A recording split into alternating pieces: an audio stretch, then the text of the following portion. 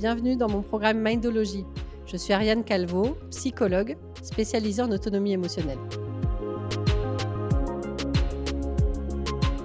Bonjour à tous, bienvenue dans votre programme Mindology. Dans cette vidéo, je reçois Ariane Calvo, psychologue, pour parler du lien entre le manque de sommeil et l'anxiété. Bonjour Ariane Calvo. Bonjour Léa. Est-ce que vous pouvez nous aider à comprendre comment est-ce que le sommeil ou le manque de sommeil impacte notre niveau d'anxiété au quotidien ? En fait, ce que l'on appelle la dette de sommeil, c'est-à-dire la difficulté à bien intégrer le nombre d'heures de sommeil dont on a besoin par nuit, qui est un besoin d'ailleurs très souvent très individuel, très variable selon les personnes, crée une difficulté à affronter la réalité du quotidien, à une difficulté qui augmente l'anxiété aussi, c'est-à-dire que moins on se sent capable d'affronter la réalité du quotidien, plus on développe de l'angoisse et donc de l'anxiété à terme, qui crée une difficulté à vivre, très souvent avec des somatisations, très souvent avec des implications problématiques sur l'exercice de notre métier, par exemple, avec des atteintes cognitives, c'est-à-dire qu'on a moins de mémoire, moins d'attention, et en plus, psychologiquement, strictement psychiquement, s'entraîne au bout d'un moment, cela alimente une peur de dormir ou de ne pas dormir, qui est à peu près la même peur psychique, mais qui alimente les problèmes de sommeil, qui alimente l'anxiété dans la journée, qui alimente la peur d'être fatigué, qui alimente la peur de ne pas dormir à nouveau, etc. Et donc, on tombe très vite dans un cercle vicieux qui est très difficile à rompre. Et je me reconnais vraiment dans ce cercle vicieux. J'étais très longtemps sujette à des insomnies. Et justement, je trouve que c'est très culpabilisant parce que souvent, on se dit bah oui, je dors mal, donc je suis anxieuse, mais en même temps, je dors mal parce que je suis anxieuse. Oui. Donc en fait, c'est une boucle comme ça et on ne sait pas comment sortir de cette boucle puisqu'en fait, on n'arrive pas, on anticipe une mauvaise nuit et on n'arrive pas après à avoir une anxiété maîtrisée au quotidien. C'est là où on a besoin de sentir à quel point notre système corps-esprit est justement un système qui fonctionne sur les deux pôles en permanence. Et donc, les solutions, elles vont très probablement venir de solutions sur ces deux registres. Une solution sur le registre de l'esprit qui va être très probablement la méditation, en tout cas tout ce qui va nous permettre d'apaiser le mental et de faire cesser les ruminations, mais aussi quelque chose qui va agir sur le corps, qui va comme contraindre le corps, envoyer le signal que là maintenant c'est le moment de lâcher sur le contrôle, de lâcher sur le stress et de pouvoir entrer dans une phase de sommeil.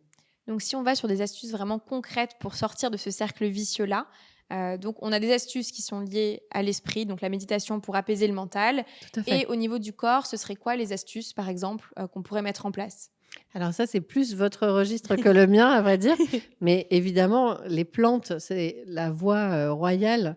Il y a tellement de plantes qui ne créent pas d'addiction et qui permettent de favoriser un état beaucoup plus calme. Ce qui envoie ce fameux message au cerveau, ah, c'est le moment de ralentir, c'est le moment de se reposer, et donc c'est le moment de lâcher prise et d'aller vers quelque chose de beaucoup plus apaisant. Et c'est important de donner ce coup de pouce corps et esprit, parce que sinon, l'un va parasiter l'autre.